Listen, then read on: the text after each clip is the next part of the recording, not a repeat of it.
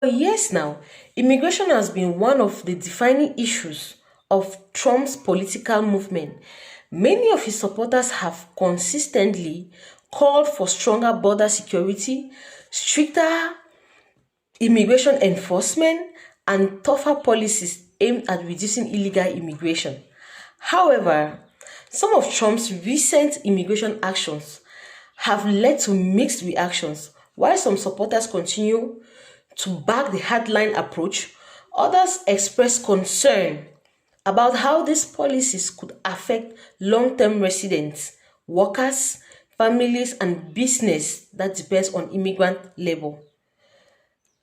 This debate highlights a broader question: how should America balance border security, the role, law, economic needs, and humanitarian concern? People across the political spectrum answer that question differently, and that is how, and some reasons, why immigration continues to be one of the most debated issues in the country. Hey, Maga. Donald Trump lied to you again. This was confirmed by Tom Homan, his incoming border chief, who's telling Republicans all over Capitol Hill, hey, we don't have the money to mass deport, let alone minorly deport individuals in this country. So don't expect it to happen on the first day. Don't expect it to happen in the first 2 weeks or first 2 months because the money's not there. Now, this deplorable person, this wonderful Tom Homan, he wants to set up a hotline where MAGA types can call in people they believe are here illegally and have them investigated or deported. This really reflects back to 1930s Germany and Nazis. So this is just another one of those people that shouldn't be anywhere near power, and Donald Trump's put in power. What the unintended or intended repercussions of this will be on the world and on the United States is yet to be seen. But it won't be anything good. I can promise you that. But MAGA, you're still being lied to. Where's the outrage for the Americans? Where's the outrage for our American children? Here we have ICE on the street doing their federally obligated fucking duty, and you see Marie in the back talking about, oh my God, why dare you fucking racist? Why are you taking him? You take him as a family. Fuck your family. What about my family? What about my family? You came in here in droves. You walked in my house and tried to rearrange it. I'm supposed to adapt to you? Absolutely not. My daughter got in the car yesterday and said, Mom, I was able to breathe in the corridors at school. My children didn't even get to experience the type of high school that I had, where we had two 15-minute breaks and a 55-minute lunch, and we were able to go off campus. Theirs is 20 minutes because they have an influx of students they're trying to feed. Get them in, get them out, quick. I dropped off my son in the drop-off line today, and it was 8 cars as opposed to 85. You know how much stress that is for these fucking children, all these When millions of people enter without going through the legal process, creates a massive strain on everything: the economy, welfare system, housing, healthcare, education, and local communities. These aren't political talking points. They are real-world limitations. Legal immigration works because it's controlled. We can set numbers based on what the country can actually support each year. It allows people to come in safely, get documented, get processed, and get the resources they need without overwhelming the system for everyone else. Legal immigration is not the problem. America has always welcomed people who follow the process. But crossing the border illegally is not a different pathway. It's a crime. And pretending otherwise doesn't help anyone. Not the immigrants, not the citizens, and not the country long term. We can be compassionate and still have laws. We can welcome people and still protect the system that supports them. Legal immigration builds a nation. Illegal immigration breaks the structure that holds it together. I hope this helps. I love our president. Why do you love Donald Trump so much? I love Donald Trump for closed borders, back to education, not indoctrination. And he's doing a great job. I'm very proud of him. What's his greatest accomplishment thus far? I'm really into the education. Would you like to see the Bible taught in schools? Absolutely. Yeah. Taught in schools, yeah. Yes, I love Charlie Kirk. Charlie Kirk actually got me back to church. And are there books you'd want to see banned in schools? Yes, yes. And they say book What- banning, but it's not really book banning. Why are young children learning how to have sex in 5th grade? Yeah, I read about a book that has 2 daughters getting their dad drunk and then having sex with them. Should that be banned in schools? Absolutely, 100%. Yeah. Books where there's like just wipeouts of all like whole groups of people. Get rid of that. Just get rid of all of that. How about math and reading? But learning language? those things are in the Bible. What I just said. Yeah. So you'd like to have the Bible banned in schools? I don't want the Bible banned. This should be a crime. Our Republicans just voted, every single one of them, to allow Donald Trump to deport U.S. citizens. That is a sitting United States congressman lying to your face. Because that's not possible. Because there is no law you could pass that would allow you to deport U.S. citizens. There's nothing Congress could do. There's nothing the House could do. There's nothing the Senate could do. There's nothing the president could do that would allow you to be deported as a U.S. citizen. Because our rights as a citizen are guaranteed by the Constitution. So, to be able to deport U.S. citizens, you would need to have a constitutional convention. You'd need 2/3 of fucking everyone to be able to make that happen. It's not something that can be done through a law. It's not something that can be done through just a regular old vote. Members of Congress should not be allowed to lie to the American people. We need to pass a law that says that Congress people, when speaking before Congress, to the American people, or to the American media, are under oath anytime they do that and can be prosecuted for lying to the media, to Congress, or to the American people. How is this not a law already? Donald Trump says he doesn't care about the midterms. I don't care about the midterms. Why? Because he plans on rigging them. I can't guarantee that an ICE agent won't be around a polling location in November. We're going to have ICE surround the polls come November. We want to take over. We should take over the voting. They executed the largest health care cuts in history to pay for tax cuts for billionaires. And now Trump and his minions are driving up costs on everything from gas to groceries, from health care to home insurance. They know Americans are tired of paying more and getting less, working harder and falling further behind. They know voters are going to hold them accountable this November. And they know their only way to win is to cheat. We won't let them get away with it. Senate Democrats are standing up for the American people. We're standing up for our democracy, and we will defend our free and fair elections. This is why we've launched the most expansive protective effort for voting in elections that our caucus has ever undertaken. Over the next 5 months, our Election Security Task Force will be meeting with top experts, planning for every possible threat and taking nothing for granted. We will be ready for any attempt for voter suppression, any effort to interfere in our elections, and any other bullshit maneuver that Trump and his MAGA friends will use to try to rig our elections. Elections belong to American voters, not to Donald Trump. Senate Democrats are fighting like hell to keep it that way. I want a military that is loyal to the United States Constitution. He wants a military that is loyal to him. He wants a military who will be loyal to him personally. One that will obey his orders even when he tells them to break the law or abandon their oath to the Constitution of the United States. In just the past week, Donald Trump has repeatedly called his fellow Americans the enemy from within, and even said that he would use the United States military to go after American citizens. And let's be clear about who he considers to be the enemy from within. Anyone who refuses to bend a knee or dares to criticize him would qualify, in his mind, as the enemy within, like judges, like journalists, like nonpartisan election officials. A video is making its way around TikTok right now, and it's gotten under a lot of people's skin. A man stares directly into the camera and says, with every ounce of energy he's got, that anytime someone opens their mouth and says they didn't vote for what's happening in this country, they need to follow it up with 3 words. Kamala was right. And the thing is, that video didn't just get a few likes and disappear. With millions of views, tens of thousands of comments, stitches, duets, and response videos, it's safe to say the video blew up. What makes this moment different from the usual partisan back and forth is that the people saying Kamala was right aren't just Democrats. Some of them voted for Trump, some of them sat the election out. And now, as the war in Iran enters its second month, as the economy sheds jobs, as tariffs push grocery prices higher and higher, these people are going back and watching old clips of Kamala Harris on the campaign trail. And they're realizing, with a sinking feeling, that she told them exactly what was going to happen.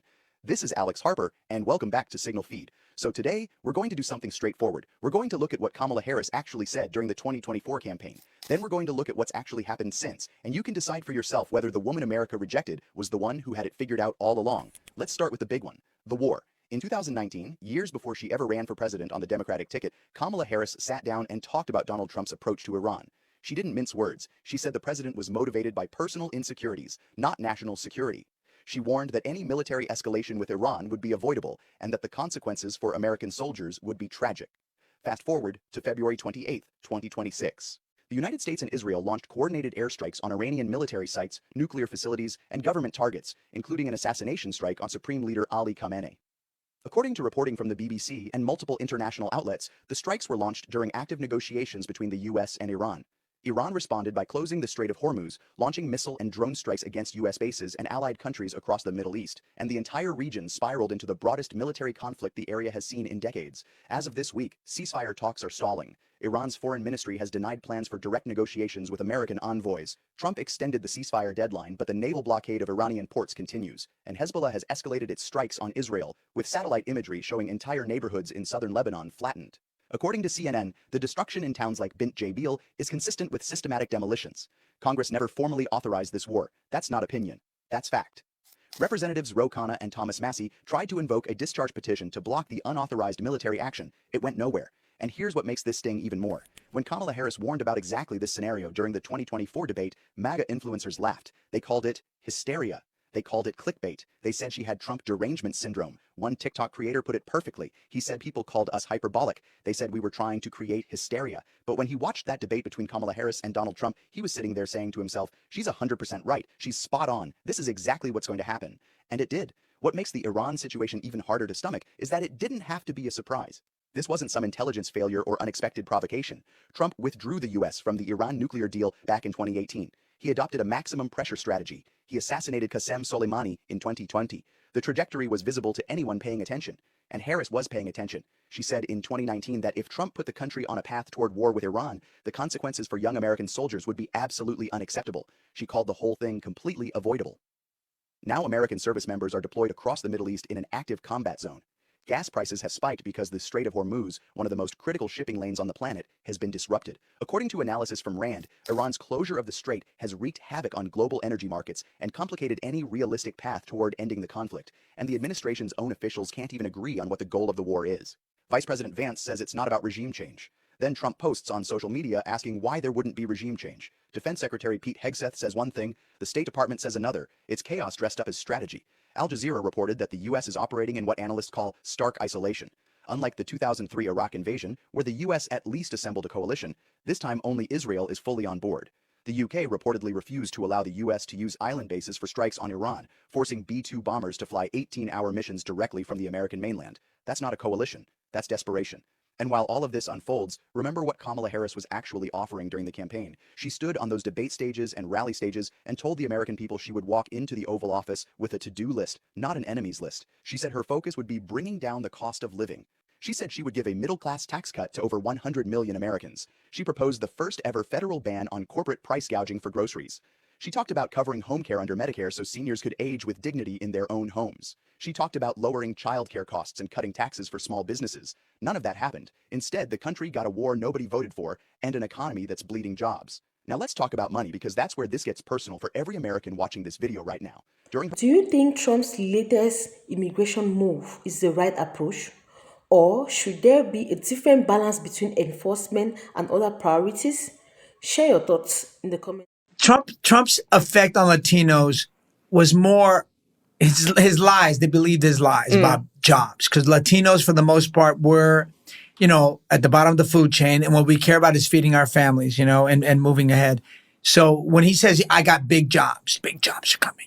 You think people believe that and they listen? People believe that. They believed, and he lied to every single one of them. And they believed it. So that's unfortunate, but that hopefully, I hope it won't happen again. But the thing about Latinos is we faced this since the beginning of this country. Unfortunately, this is the fourth time that they've come after us to deport us. I mean, yeah, because they're grabbing American citizens and they don't care. And it's people who are the driving force of the economy, the essential laborers who are feeding us, who are doing construction, who are painting, plumbers, carpenters, who are doing everything to keep this country running. President Trump is about to invoke the Alien Enemies Act. The law allows the president with unfettered discretion to arrest and deport groups of people without any hearing. Under the law, there are three possibilities to unlock President Trump's powers. One, to deport people who are citizens of nations that we are at war with. Two, to deport people from countries that are invading the United States of America. Or three, a predatory invasion by groups of people across the border. Under the law, the president has to make a proclamation that this event is happening, a declared war, an invasion, or a predatory incursion. Once he does this, people who are from nations at countries that we're at war with, that are invading us, that has a predatory incursion against us, would be subject to be arrested and removed from the United States without hearing, because they would be considered possible enemy combatants. It doesn't apply to people who are dual citizens of the United States or nationals of the United States. And obviously, we just lost 2 more of our service members with Trump's war in Iran. That brings the count to 16 that we know of for market manipulation and profit. Sacrificed. And where's MAGA's outrage they had over Biden and the Afghanistan withdrawal? The silence is deafening just because it's Donald Trump. My heartfelt condolences go out to the families of those passed on, selfless service members. My flag is upside down and at half staff because we are a nation in distress, because their loss never should have happened. Real patriots agree. Keep making excuses for Trump, MAGA. Perhaps tomorrow it'll be your sons and daughters. Legal entry will immediately be halted, and we will begin the process of returning millions and millions of criminal aliens back to the places from which they came. This will restore law and order at the border. Do you think it's the right move? Drop your thoughts below. We will reinstate my Remain in Mexico policy.